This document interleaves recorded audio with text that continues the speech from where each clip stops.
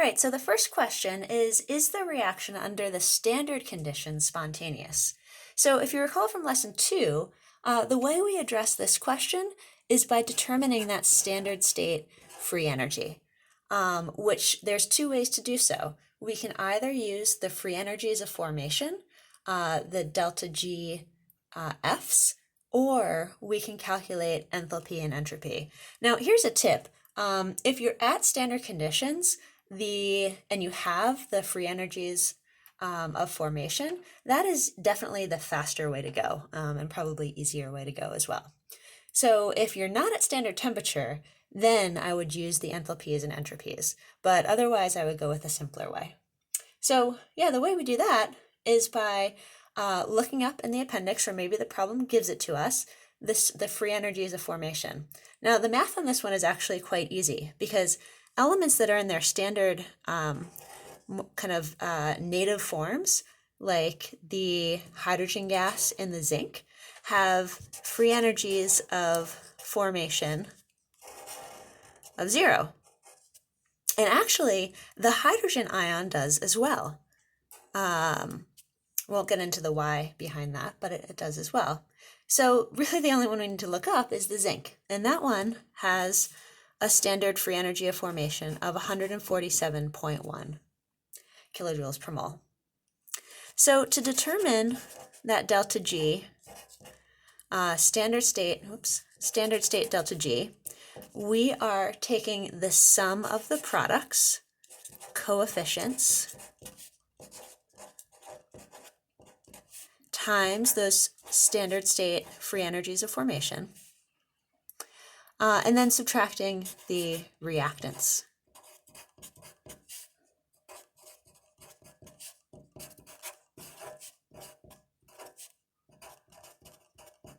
Should have given that a little products subscript as well. So because we have all these zeros, this is really a simple calculation. One of our products is the zinc, so we have 1 mole of it, so 1 times minus 147.1. And our other product is the hydrogen, so that's a 0. And then our reactants, those free energies of formation are all 0 as well. So 0 plus 2 times 0, and that gives us negative 147.1 kilojoules per mole, or per reaction is really the way I think of it. So, right, our standard state free energy for this reaction is minus 147.1. So what does that tell us? If you recall back to lesson 2, a negative delta G at standard state means that the reaction is spontaneous at standard state.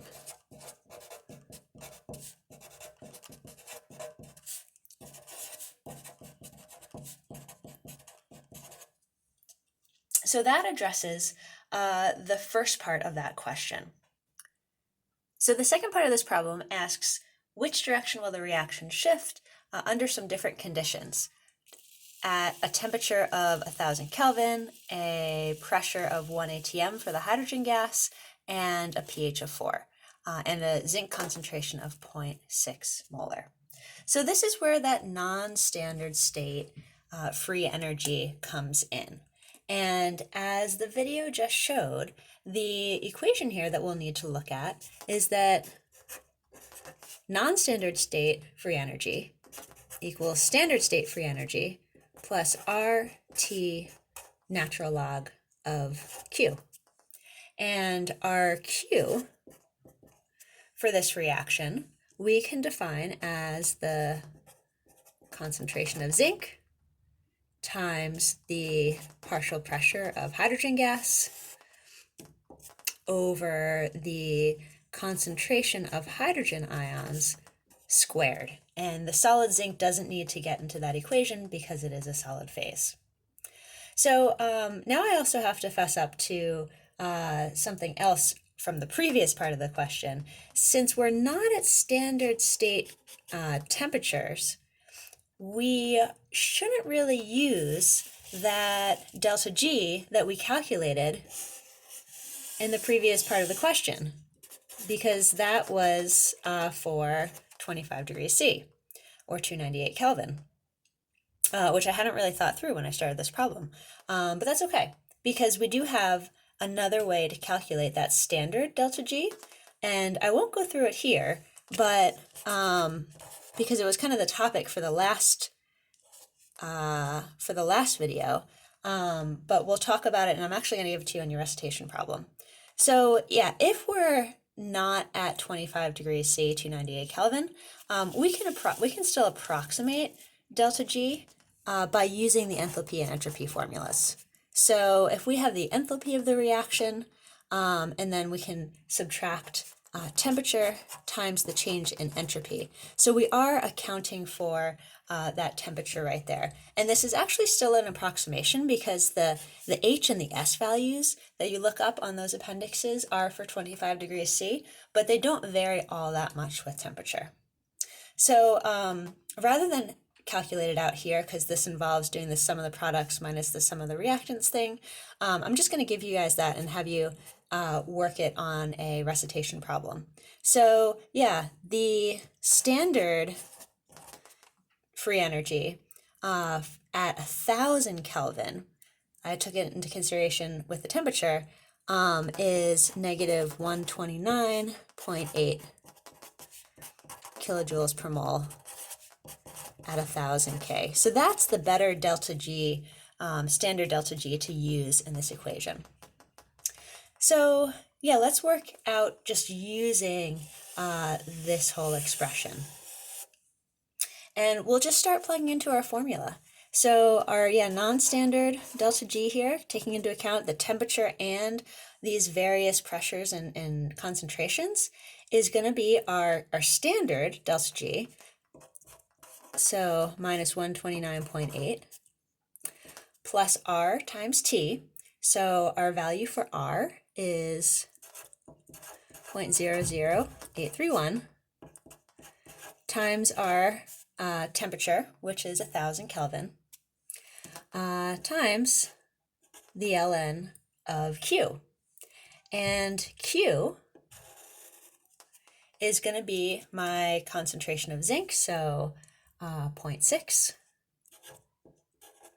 Put some brackets here. Times 1 for the pressure. That's my pressure of hydrogen.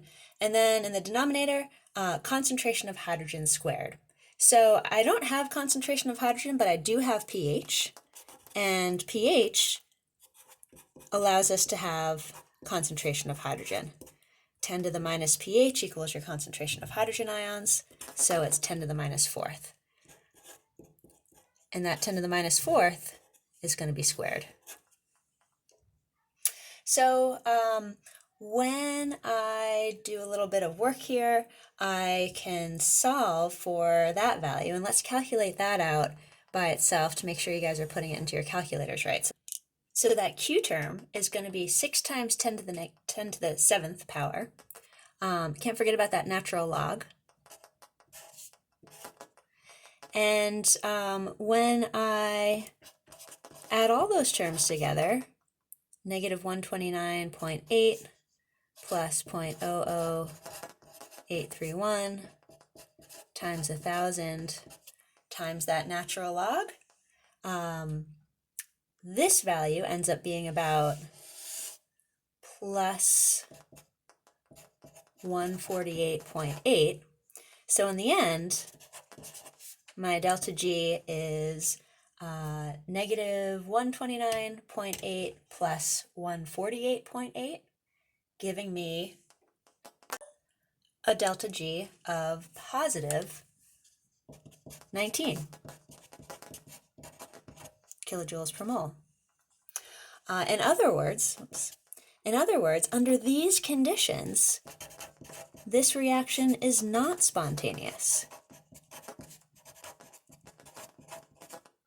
And there's a few things kind of contributing to this assessment, or to this, conclusion. One thing is that by increasing the temperature a whole bunch, this reaction does happen to be exothermic. I know that from experience, and I also know that because I calculated the delta H earlier. if I increase the temperature, we're adding heat to the system that's kind of driving the reaction to the left. And then also by having relatively high concentrations of my products, that also kind of pushes the reaction to the left. And when I say pushing the reaction to the left, that's really the same as saying it's not spontaneous as written.